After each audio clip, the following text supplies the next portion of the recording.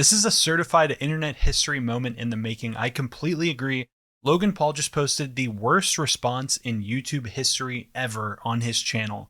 So how did we get to this point? How did we get to the perfect conditions to create the worst response in YouTube history? Well, it all started about a year ago. Logan Paul announced an NFT game called CryptoZoo, where you could buy Logan's coin that he minted to buy egg NFTs. The egg NFTs could be hatched into animals, and then you could breed those animals into hybrids. And in theory, the more rare your hybrid, the more money you could sell it for. So basically, this was going to be a digital puppy mill with a side of money laundering. There were just a few problems though, which YouTuber coffeezilla outlined in a series starting a few weeks ago. In coffeezilla's first video, he shows that the game was a buggy mess on launch day, and it still hasn't been fixed in a year. The coin value dropped like a rock within 24 hours of the game launching. Logan's excuse was that he spent $1 million on development, but the guy he paid took the money and fled to Switzerland without delivering the game. So coffeezilla gets a hold of this guy, and the guy says, "Yeah, I fled to Switzerland with the code and took it hostage, but it's because Logan never paid me." Coffee tried to get a hold of Logan, but his manager put up this weird argument saying, "You have to report truth. You can't report anything that's not true about us." In Coffee's second video of the series, he investigates Eddie Ibanez, Logan Paul's head developer for CryptoZoo. This guy's resume is impressive. He claims that he graduated from MIT, worked for the NFL, and helped the Eagles win a Super Bowl with his super analytical data, that he's a data scientist and a cybersecurity expert who once worked for the CIA. Coffee discovered that this guy was a serial scammer who never worked for MIT, he never worked for the Eagles, and pretty much everything he ever said was a lie. In Coffee's third video, he exposes leaked messages that someone in Logan Paul's inner circle leaked to him, showing that Logan and company planned to rug pull this thing from the beginning. The people in Logan's inner circle dumped the tokens on launch day, but from what Coffee could find, Logan and his manager held. They pretty much stopped updating the game and went on to work on other projects, ignoring the thousands of fans that lost millions of dollars. Which brings us to today, when Logan Paul released his video called My Response to Coffeezilla's Scam Allegations. Coffeezilla. I watched her 3-part series called Investigating Logan Paul's Biggest Scam, and like many on this platform, you have successfully used my name for views and money. While your work used to be impartial, your addiction to clicks has clouded your judgment, and you've made very real errors with very real repercussions. Translation: I used to really like your content until you called me out, then it wasn't cool anymore.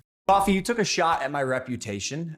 So in this video today, I'm going to be defending myself with facts, something that you have gotten in the habit of twisting as you continue to morph from an investigator to a gossip channel. You see, Coffeezilla tried to work with law enforcement in the past, but his work was described as not anchored to truth and often speculative. He is a lopsided journalist with an agenda, and he's nothing more than the Keemstar of crypto and finance. See, this would be a really interesting claim if Logan provided any proof. He's got quotation marks around these words, but there's nothing in the description or comments or anything showing where he got those quotes from. So I have no idea where this is from. Coffee, you interviewed the developer who stole the game code, fled to Switzerland, and held it hostage for $1 million.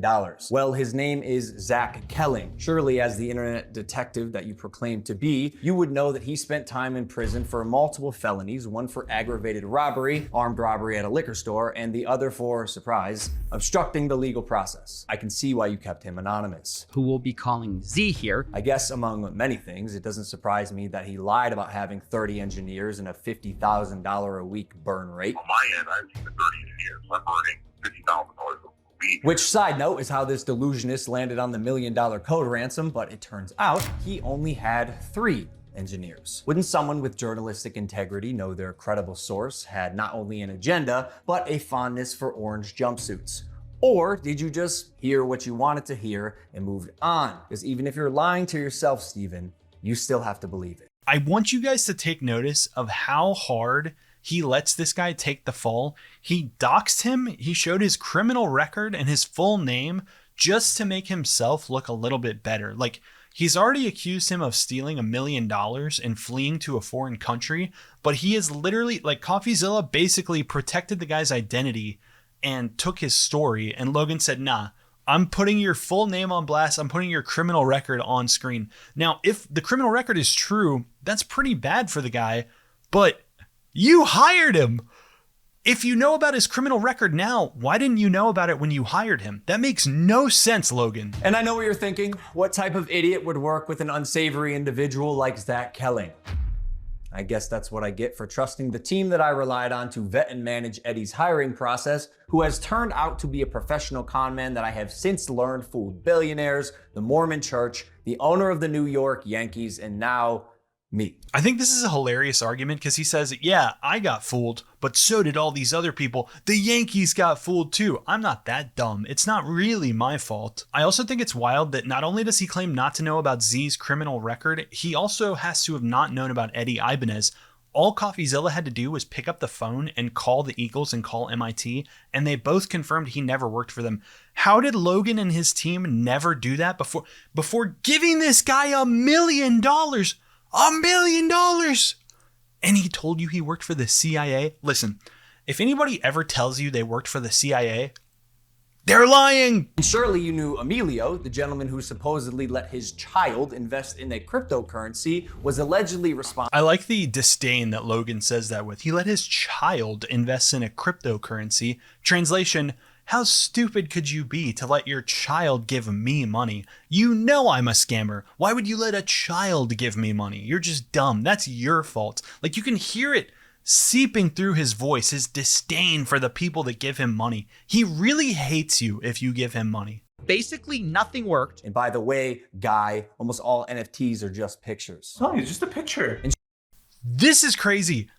He said, by the way, Guy, most NFTs are just pictures. You literally marketed this thing, Logan, as being custom made. You said you paid artists. You said you paid developers. You said you dumped $1 million into this project. And now you're going to come back and say, by the way, Guy, most NFTs are just pictures, you idiot. A real internet detective would not break criminal and civil laws in trying to get information, right? So why have you allowed the illegal recording of Jeff's phone call without his permission? And then more like an internet criminal, post it online. And it was interesting. It was like, this is wild. Pause right there, Logan. I want to research your unsubstantiated legal claim. In CoffeeZilla's bio on Twitter, it says he lives in Houston. This is from the Texas.gov website about recording laws. It says Texas is considered a one-party consent state. This means that unless at least one of the parties to a conversation consents, both Texas and federal wiretapping laws make it a crime to record an audio conversation. One party, Logan. One. Now, although you didn't verify any backgrounds, substantiate any evidence. I don't understand this claim at all because CoffeeZilla verified more backgrounds than you and your team ever did. He verified the background of Zach. He verified the background of Eddie. He did way more work than you guys ever did. When Coffee called Jeff, he still thought that Eddie was legit. He still thought that Eddie worked for the CIA. You guys did nothing. You guys did nothing.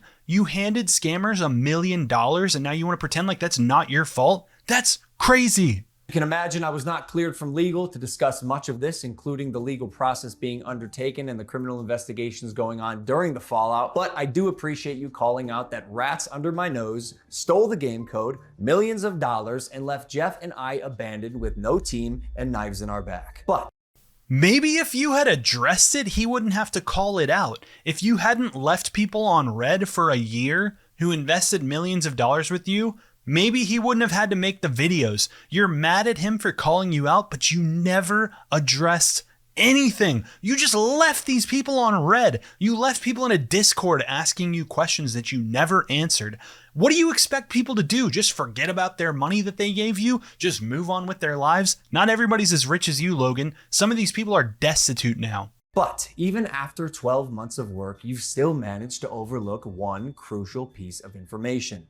See, even though I've said it's coming so many times, you've assumed that CryptoZoo isn't being made. Who are you to decide when the development timeline ends? I got every... This is the funniest fucking part to me because he does this righteous chest beating moment, right? He goes, who are you to decide when the development cycle ends, CoffeeZilla? Dude, you abandoned the project. This is abandonware. Like, they wouldn't even leave this on Steam if it was on Steam. You guys literally made a pump and dump, and now you're going to go back and finish it just to try and avoid lawsuits because you got called out. Don't act like you were actively developing this thing for the last year because you guys moved on to the next project for the last 12 months. So Drop the act, dude. You were never going to finish this game. The only reason you're going to finish it is so that you don't go to jail. And I hope you still do. I got everything stolen from me in our community, stopped promoting publicly as soon as I knew the extent of the internal issues, took all of the heat on social, and you still published a defamatory hit piece fully knowing I was innocent just so you could enrich yourself in your $10 million studio. Oh my God, Logan, you're such a martyr. You took all of the heat on social. You took all of the heat on social media. Well, all of these people are poor now because you took their money and never finished the game. What is wrong with you? How are you actually trying to make yourself a victim in this situation? What about the people who lost their life savings in your stupid crypto? Sharp, but deeply unethical, dangerously misleading, and illegal. I suggest you use the money you got from pumping your Patreon to hire a good lawyer. You're gonna need it. And maybe we could have talked about it. So that's the second legal claim Logan has made. I don't know what he's saying is illegal, other than he doesn't like being called out. But Logan, I got news for you, buddy. It's not illegal to call you out. If you had reached out to me personally, not my manager, Jeff, who is not me, Steven, but the first time you did was on Christmas Eve after you released your series so you could rely on false statements and unreliable people used recklessly. The subject line was third request for comment. Yeah, not quite. This is a complete lie because one, coffeezilla tried to reach out to Logan. How is talking to somebody's manager not the same as trying to get a hold of them? He called Jeff and asked for comment on the project. What's the point of having a manager if they're not allowed to represent you? Two, coffeezilla released a screenshot showing that he tried to reach out to Logan for comment directly a year ago. So Logan, you're lying twice here. And honestly, it sucks that after years of personal reform, going through trials and tribulations and busting my ass to evolve into a person that I can say I'm actually proud of, you led the charge to drive and monetize a narrative telling millions of people that I'm a fraud or I tried to scam my audience. My trials and tribulations. The multi-millionaire's trials and tribulations, guys. Can we please have a moment of silence for Logan? He's had it so hard. He's been through so many trials and tribulations. What's his net worth? Oh my God, so many trials and tribulations.